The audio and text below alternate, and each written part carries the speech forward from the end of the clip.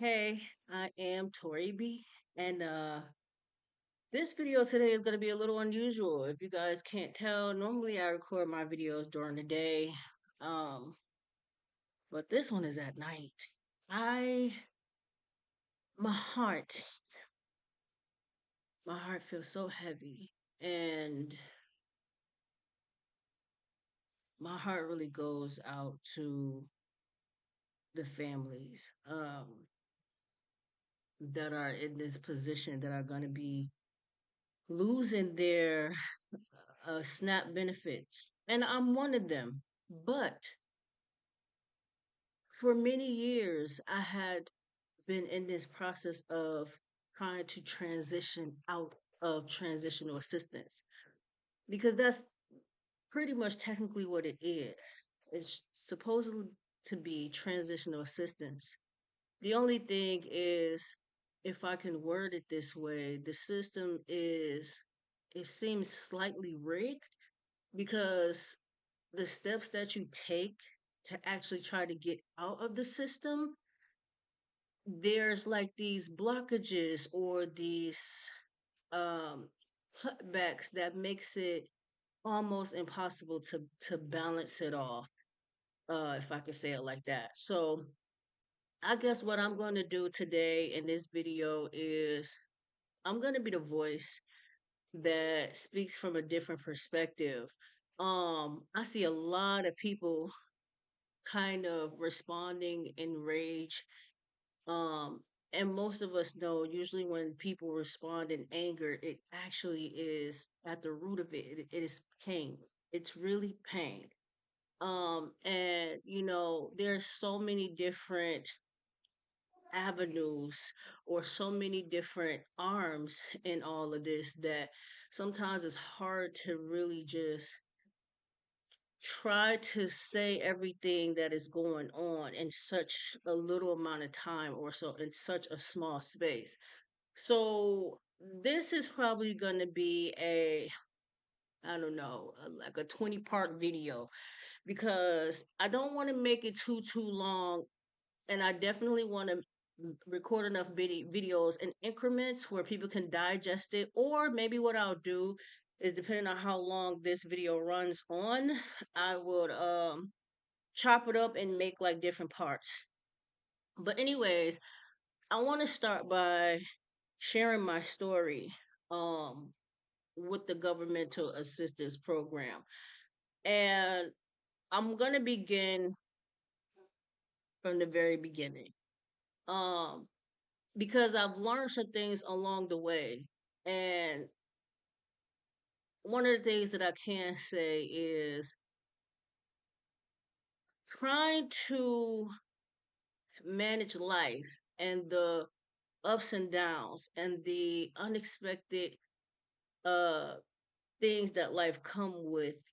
A lot of people who aren't, on assistance, they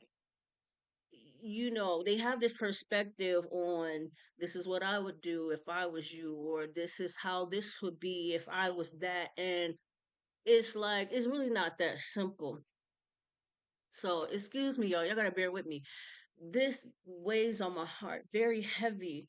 um because like I said, I've been trying to transition out of transitional assistance for, my oldest daughter is 21. I probably got on transitional assistance when she was anywhere between a couple months to a year.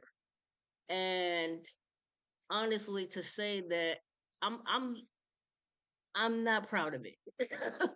I'm not proud of being on government assistance. There's been plenty of times where I made plans and made arrangements and set up things in my life where I wouldn't have to depend on it.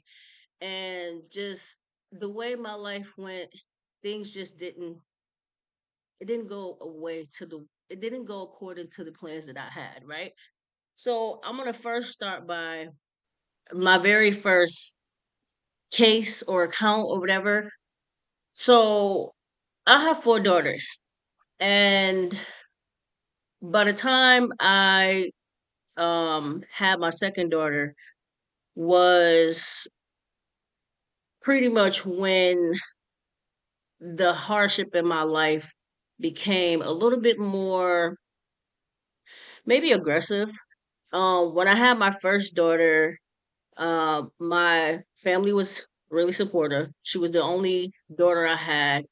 And so the only thing that my aunt kind of required or requested from me to help contribute towards things we had going on in the house was to get on food stamps, right?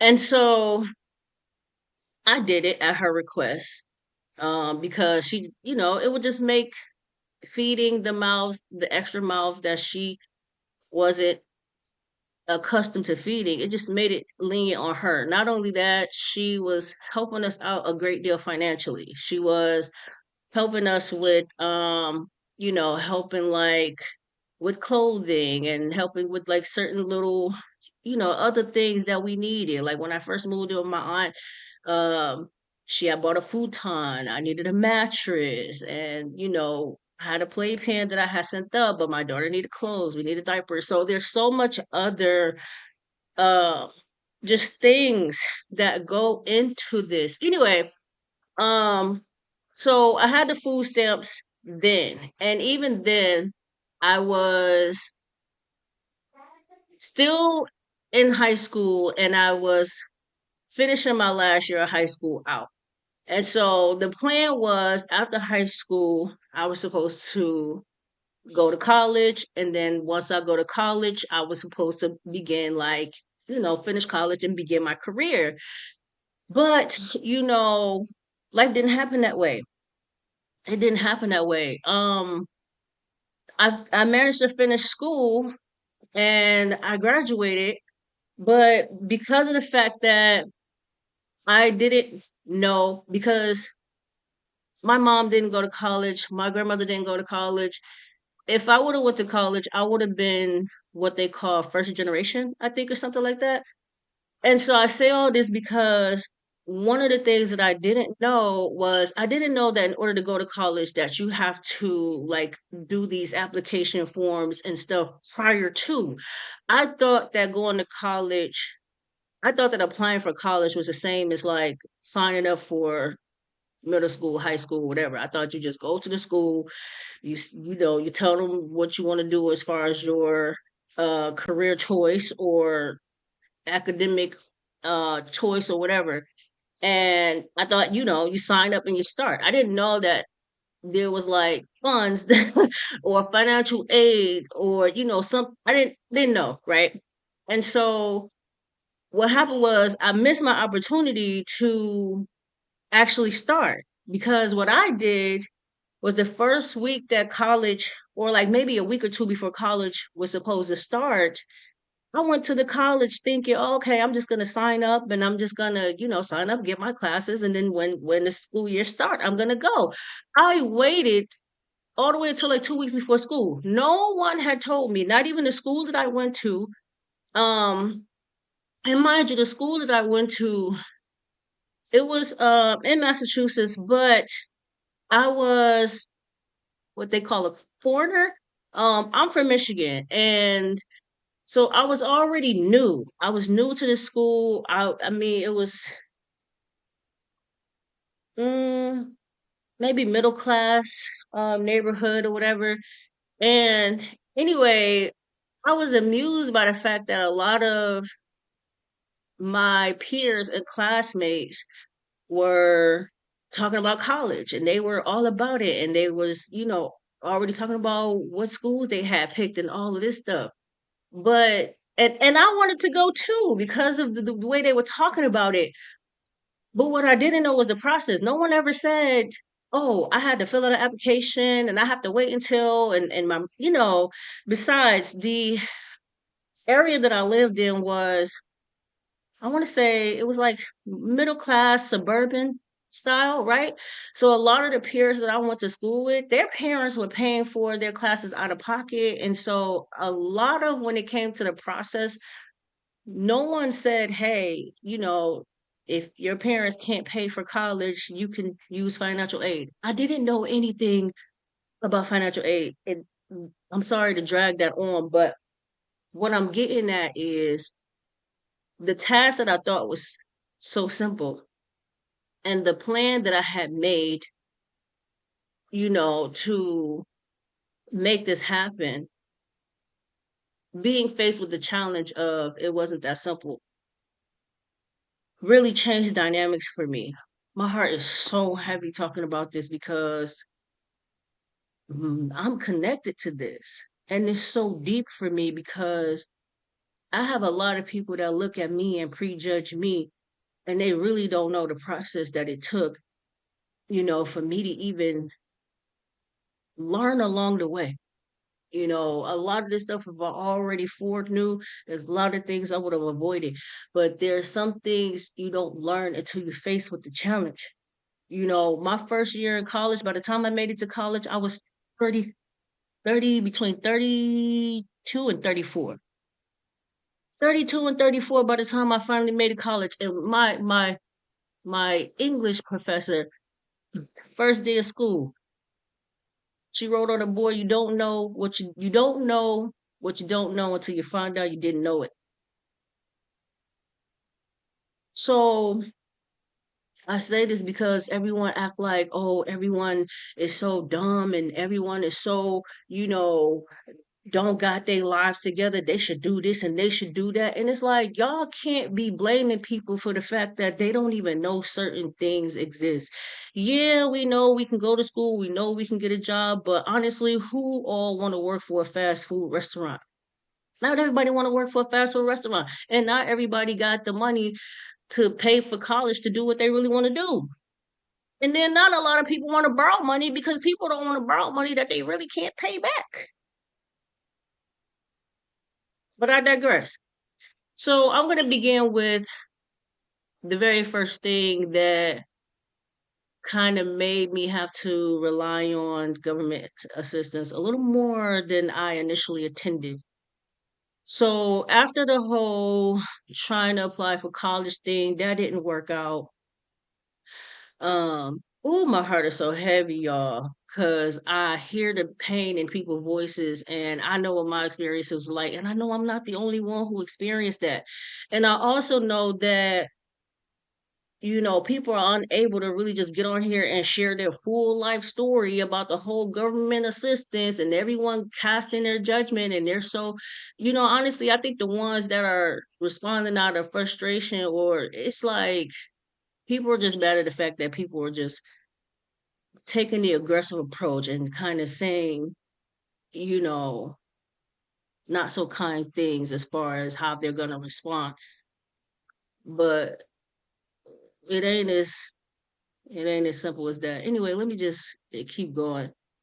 So after the whole college thing, I decided, all right, since I applied for school too late and I found out that I needed to apply for some type of financial aid or something, before I could even go to school, the next thing I decided to do the next best thing that I like to do, which was at the time hair. So I ended up going to school for cosmetology. The first school I was gonna go to school for acting. That was my kind of dream job, my dream goal. That's originally what I wanted to do. Like out of the top three careers that I wanted to go to school for, acting was the number one. But I missed the window for that. And so I went to do the next best thing, which was I went to school for cosmetology. And so with going to school for cosmetology, because of the fact that I know about the financial aid now, I managed to be able to apply for the financial aid and um everything was good. I went to school, I got my degree, I graduated. Right after school, I went to work at a hair salon. But what people don't tell you is, sometimes with certain schools you go to, you need more schooling after school.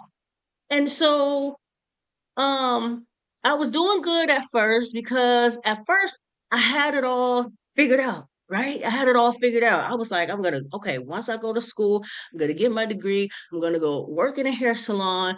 The goal was to eventually open my own hair salon, and I had to pay back my student loan, right, that I had accumulated by doing this. Everything was good until the lady at the shop that I was working for, after like maybe a year or two of working for her, she was getting ready to close the shop. And so, okay, now the shop is getting ready to close. Now I have to find somewhere else that I need to go to. Mind you, I'm fresh out of hair school. I don't have clientele yet. Wasn't even operating or renting a chair yet. I was still an assistant.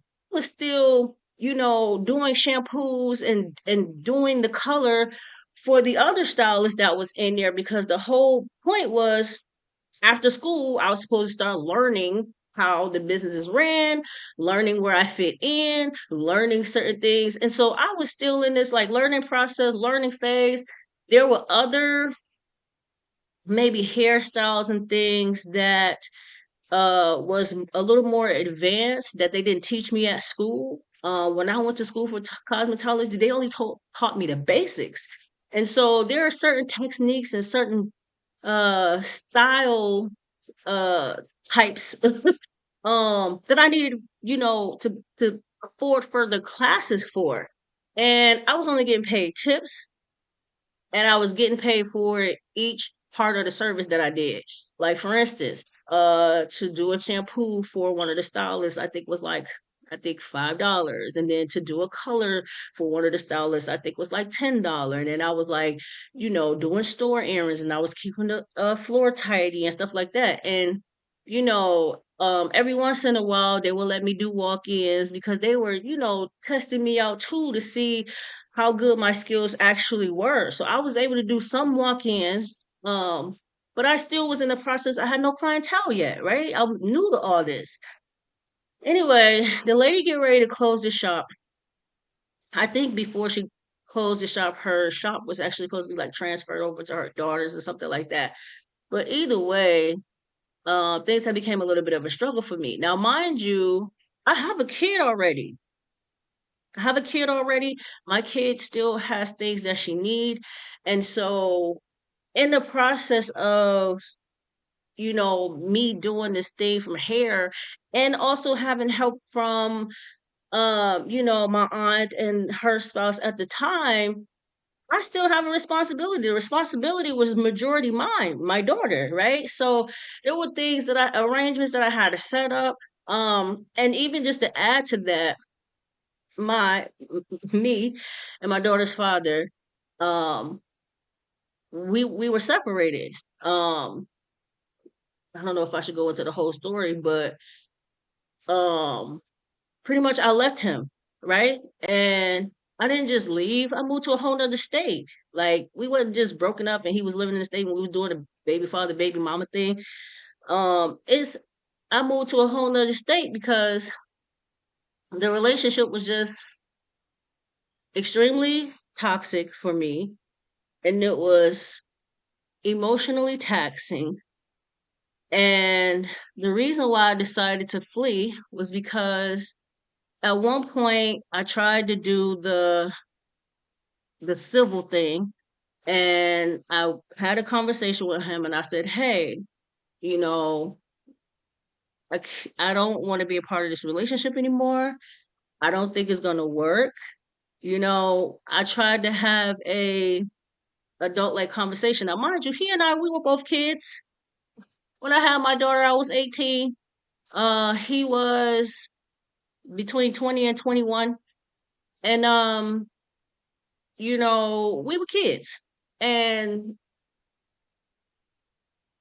the whole point was I tried to break it off with him in a civil manner.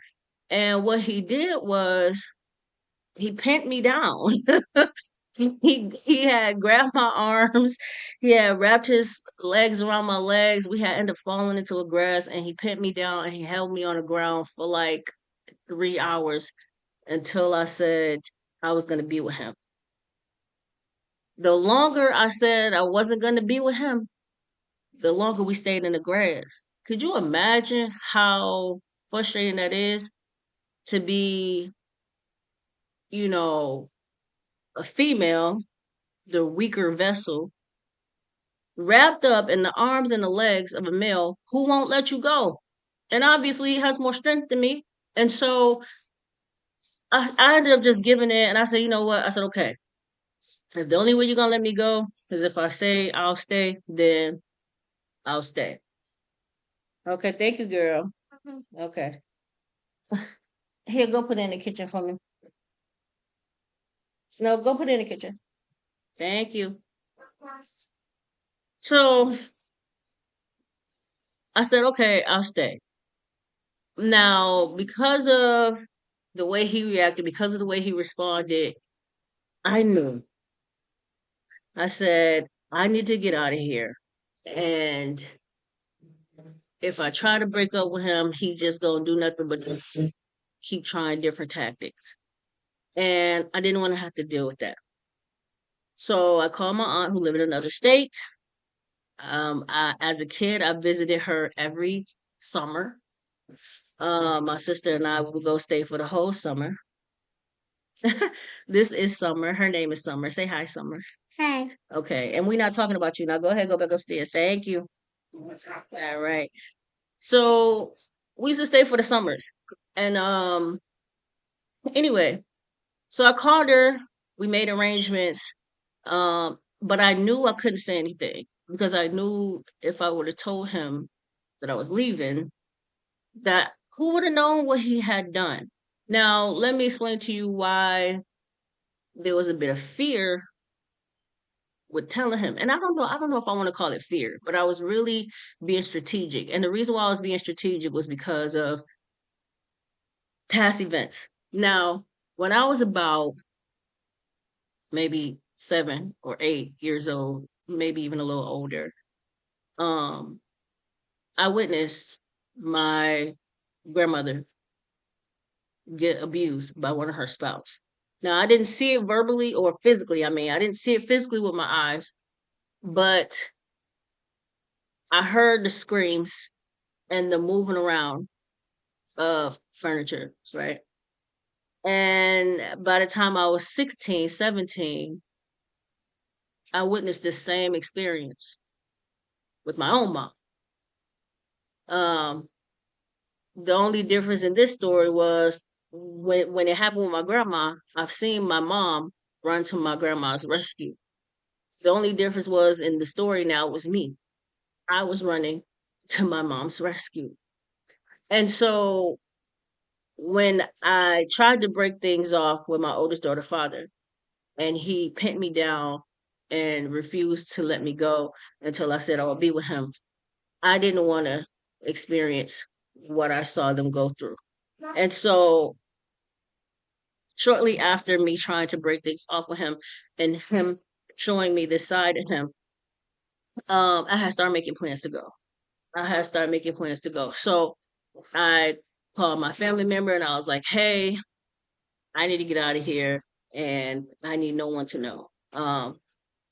I was so quiet about it. I didn't even tell my own mother. By the time I think my daughter was 1 month, she was 1 month. But even I had been working since I was 16. So I was working. I've always worked. That's one of the things that I kind of pride myself on. I've always worked, even over the last 18 to 20 years that I have been on transitional assistance. I was working the whole time. Even while I was getting assistance, I was still paying taxes too. So it's like, anyway, I'm trying not to get too ahead of myself. But my heart, this weighs heavy on my heart. This is so deep and so sensitive to me. It's so sensitive to me because I know my life story and I know everybody's story ain't mine. But I'm sure there's some relatability here because I want to get into the nitty gritty of some of the challenges that I faced while trying to actually get off. And then while getting so close, I thought I was so close to getting off. And then it's just the way certain policies and everything is set up, it makes it almost I don't want to say impossible, but it's definitely challenging and difficult, right? Anyway, um, so this is how I ended up in Massachusetts, right? Because of the whole situation, the whole life situation, trying to break up. The reason why I didn't just go ahead and try to do it was because, like I said, I witnessed abuse in my parental figures.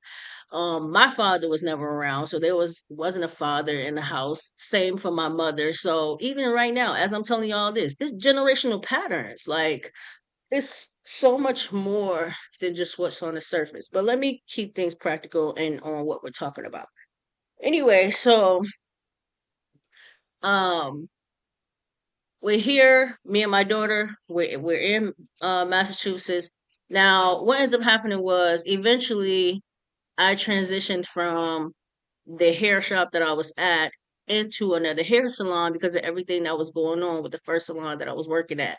Mind you, I don't have no clientele. I'm still trying to build clientele, which means I'm not making a lot of money. I mean, I'm making some money here and there, but not enough for the responsibility that I have. With the one child that I got, without the support from the father, right? There's only so much that other people who are not the parent of the child are really willing to, do to actually or contribute to helping, right?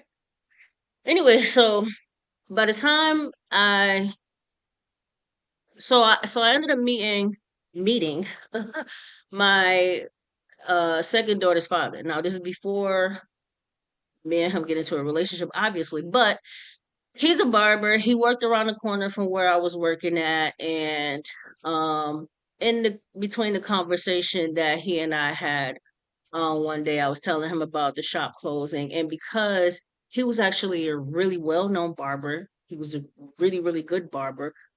Um, he knew a lot of the shop owners, and so luckily because of my connection with him, it was easy for me to find another shop to go to because all he had to do was, you know, pretty much had a connection for me. So I ended up going to another salon and things just didn't work out. The first lady I worked for, she was graceful and she was much older. So she was much more calm, mellow, and maybe compassionate or graceful. The other girl that I went to work for, she was younger. She was young. She was kind of, I don't know why I want to use the word haughty, but I don't even think haughty is the right word. She was just kind of feisty. Maybe feisty is the right word. Um, and there just eventually ended up being a little bit of tension between me and her. It just didn't feel right. And so eventually, I want to say maybe after 6 months of working there, I ended up leaving. And so what ended up happening was after I left, I ended up going back into the customer service field. So when I started working when I was 16, that's the field I was in, which was customer service, which was food service. My very first job was Little Caesars. Um, and the way my work ethic is, if I didn't leave to move to Boston, I probably could have ended up being manager and probably could have ended up making it somewhere into corporate because even by the time I left, I had did almost every job at that job. Almost every job at that job. Like I would have been able to run that shop by myself. Anyway, so I ended up back in customer service because I needed more steady cash flow. I needed more money. Now, mind you, the cost of living in Massachusetts compared to the cost of living in Michigan, completely different. So the finances you need to survive in Massachusetts is much higher. And so I just was like, all right, I need more money. I need faster money because being fresh out of school and not fully having clientele yet, I wasn't making the money I knew I could be making. The goal, like I said, after school, the goal was to eventually own my own shop. But at the rate that I was making money with the responsibility of having a child, it wasn't happening. So I went back to the 9 to 5. Now, During this time, my second daughter's father and I, we get pregnant. Now, we eventually had goals together. He was a barber, I was a stylist. I wanted to have a hair salon. We both talked about having a hair salon together. He was really, really good at barbering. He was well known. He had a high clientele. Like he had clientele so high that he had like sometimes 300, 400, $500 days a day as a barber. And we thought it would have been possible, right? But anyway, so we ended up getting pregnant. And we're like calculating how much he make. I'm calculating how much I make. And then we're looking at the market of what rent is for a 2 bedroom, even with the money he was making and the money that I was making, for us to meet the rental requirement plus food plus I don't even want to get into medical. Um, once we tallied everything up, we didn't make enough money. And he made decent money. Now he didn't make $400 every day, and he didn't make $500 every day, but I said that because he had potential to really make really good money, right? Anyway, so with this being said, I remember saying to him, "Okay, I don't know how we're gonna, we're about to have a baby now, and we need to prepare. At this point, we got 9 months. We got to figure it out. We got to figure out how we're gonna not only prepare for having another child, but how we're going to achieve our goals. It's going to take us a little bit longer to get there, but as long as we have a plan and set it in motion, we should be good." He made a suggestion. He said, "Well, if you go to a shelter," he said, "it'll be easier if you get housing, and that way um, we don't have to worry about the high rent and all of that." And I said, "No, mm-mm. I don't want to go to no shelter. I'm not hungry. I mean, I'm not homeless. I have support. I have a supportive family. My family is willing to support me, but I wanted to do it myself." And so I remember saying to him, I said, "Well, what I'm willing to do is I'm willing to get 2 jobs." And I asked him, was he willing to get 2 jobs? Are you willing to get a second job? I'm willing to get 2 jobs. Are you willing to get a second job so that, you know, we can make this happen, so that we could figure this out? Just to make a longer story short, um, our relationship has started going sour. Like it has started going sour to the point where I ended up in the shelter system anyways. And maybe he did that on purpose. I don't know. Maybe he pissed me off just so I would get out. I don't know. But anyway, I think I was in the shelter for maybe a year. Um, After a year of being in the shelter system, um, I ended up getting a housing voucher, a Section 8 voucher. And so everything was kind of good at first. Like even as I was in the shelter, because of the fact that I was still working, I was always working. I never stopped working. Even when I was in the shelter, I was working. And even with that, the shelter worked around my work schedule because I had the kind of job where sometimes I would work overnight, sometimes I would work during the day. And as long as I had someone who was willing to watch my kids whenever I would work overnight, the shelter had like they had rules and curfews and all of that kind of stuff. But because of my job, there were some things that they allowed me to be able to, I guess, navigate through or whatever. Anyway, so I ended up getting the housing because of all of this. Um, so things did become a little bit easier. And with that, because of the fact that I was still working, I was able to start making payments on my student loan. I never wanted to have any financial debt. ever. I never wanted to have financial debt. I wanted to be able to pay for things out of pocket. I wanted to work for the things that I have. And so, anyway, so I started making payments on my student loan as I was working. And I was also searching for an apartment and trying to, learn the whole Section 8 thing and all that, trying to learn the guidelines and the rules and all that. So I ended up moving into my first place. Everything was cool. One of the things that I learned that when you do get on governmental assistance is that there are a lot of other like sub programs that also help um needy families, right? And so I had found out about a program where if you move into a house and you don't have any furniture or voucher or anything, they give you free furniture, like they furnish your whole house for you. You don't get to choose or pick, but you just tell them everything that you need in your house. And so I started finding out about all these other little programs, which was really, really cool and really, really helpful and beneficial. Now, mind you, I didn't even know any of these things existed. I didn't know anything this stuff existed. I've always been one to when I moved in with my aunt, I seen her work herself, make her own money, pay for all her own things. My own mom as well. I mean, I think my mom had Section 8, but even still, my mom never stayed home. My mom was a medical assistant. She was a nurse. She had like not a nurse, a medical assistant. But my mom always worked. I've always seen my mom work. I've always seen my mom make her own money. I don't. If my mom had food stamps, I didn't even know. She probably did have food stamps. But I also saw her work.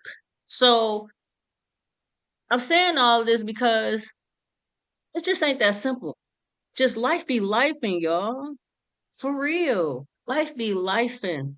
So, and to be honest, if you check out any of my videos from my channel, I'm more spiritual now than I've ever been.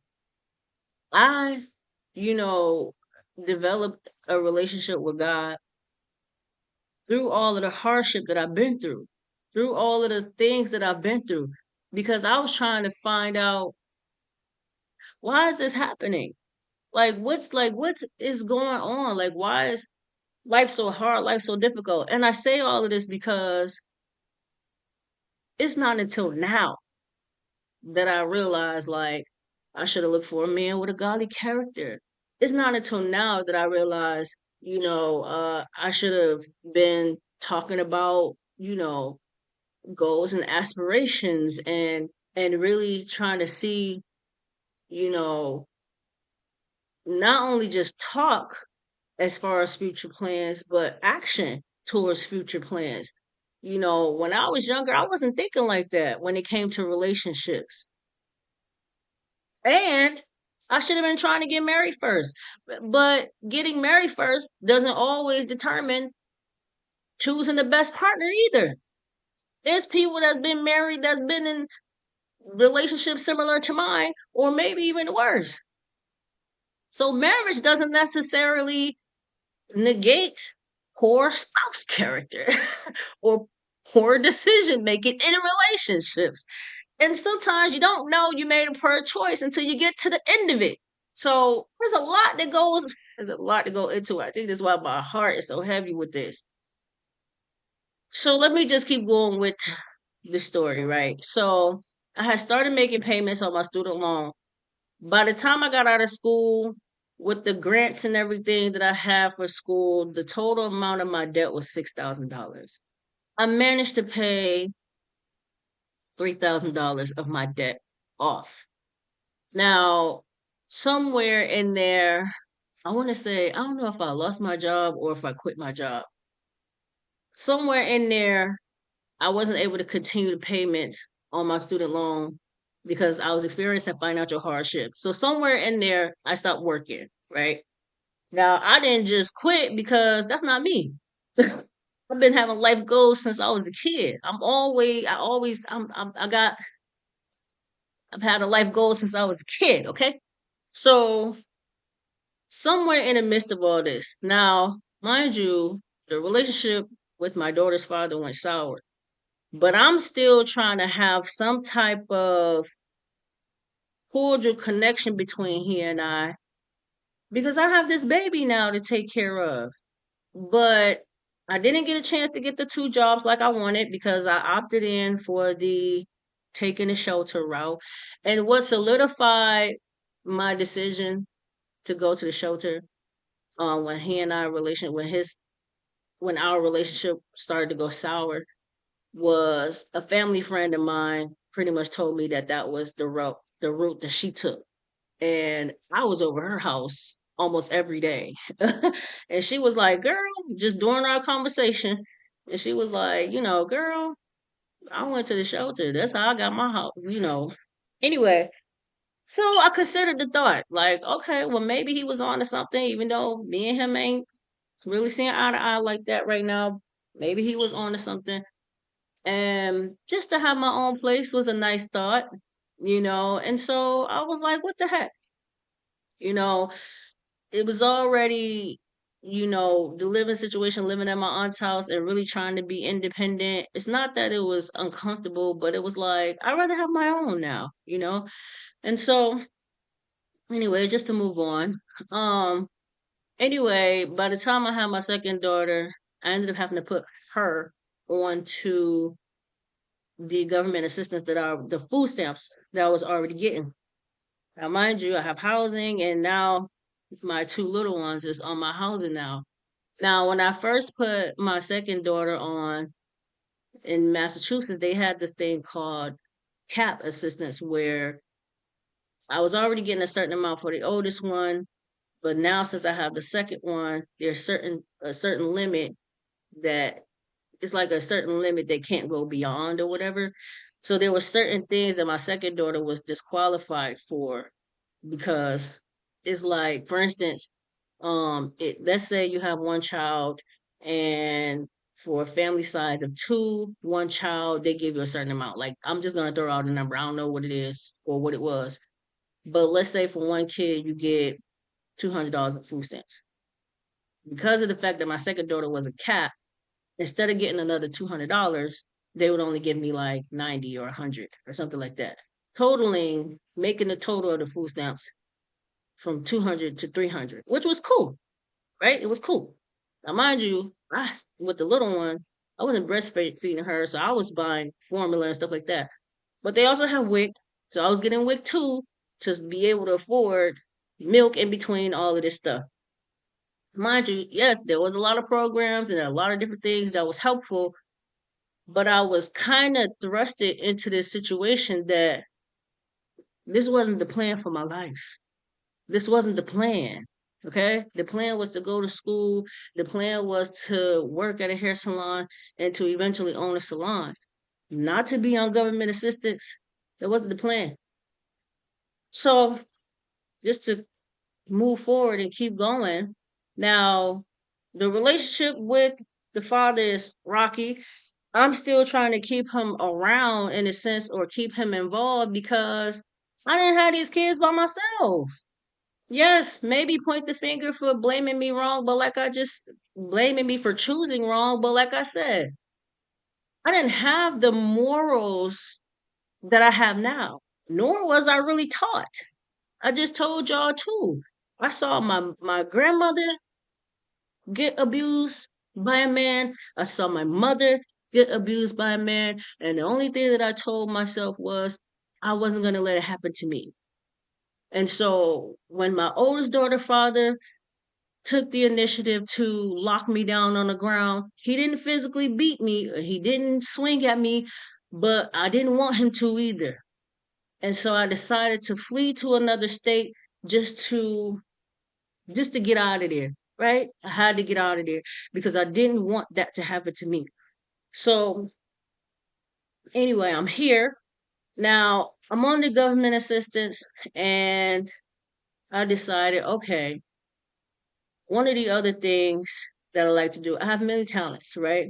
The main thing I wanted to do was acting. That was the thing I wanted to go to school for. The next best thing I had skills and talents that I was already doing from a kid all the way up was doing hair. I was self-taught. I taught myself how to braid my hair when I was in like, I want to say sixth, seventh grade, because I was getting teased to the point where I had to do something about it.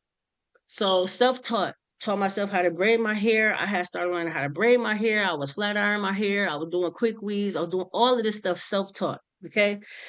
So because of the fact that I sing, I've always I could sing. I decided, you know what?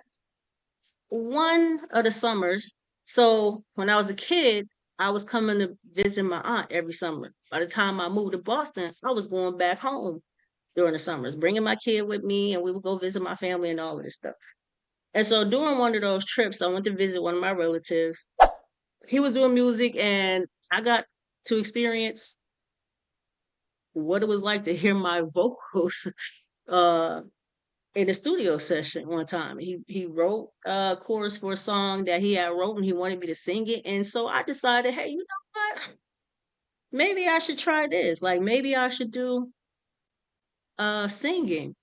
But let me also tell you, what I didn't know, I didn't know that people go to school for singing.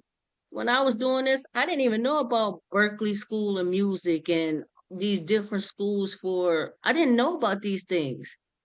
I thought that people who became famous from singing, I thought that they became, I thought they were known for pure talent.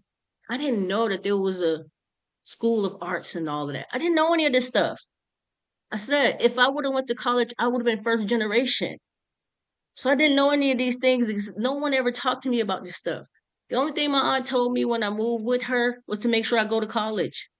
But as far as what it all consists of and the different type of careers you could take, the only the careers that I knew that existed was lawyer, doctor, sports, uh styling hair, acting. I didn't know about like one thing that I found out about recently that I was like, dang, if I would have knew about that, I would have did it. Logistics. I didn't know about logistics. I didn't know about. I know about mechanics. I know about There's a lot of different career types or career genres. Had no knowledge of. Had no knowledge of. There's even certain things that I've learned my first year in college. I was 34 that changed my whole perspective on. I was like, this stuff. I was 34. I didn't learn about redlining until I was 34. I didn't learn about some form of politics until I was 34. I didn't learn about some of the stories and some of the incidents that happened to some of the in slavery time. I didn't know about none of the in depths of that until I went to college my first year at 34. There's a term called white flight. I didn't learn about any of this until 34. Once I learned all this stuff, it was like a culture shock for me because I felt like all this time I've been sleeping under a rock. I knew nothing about the way the world actually operates because of I already told you, like, I don't want to know if I want to call it this shelteredness, but my family don't talk.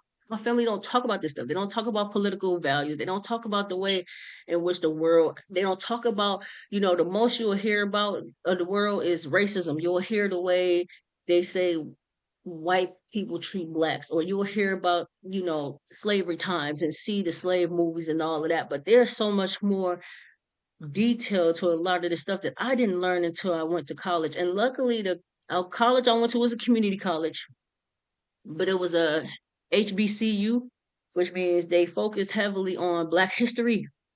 When I went to that school, I've learned so much more about Black history that I felt like I was finally learning the history of, I feel like my own family, um, that I had never known. It gave me a greater appreciation for my great grandfather who fought in World War II. There was so much that I didn't know that I didn't know. Now, maybe I'll cut the video here and then start over with the part two.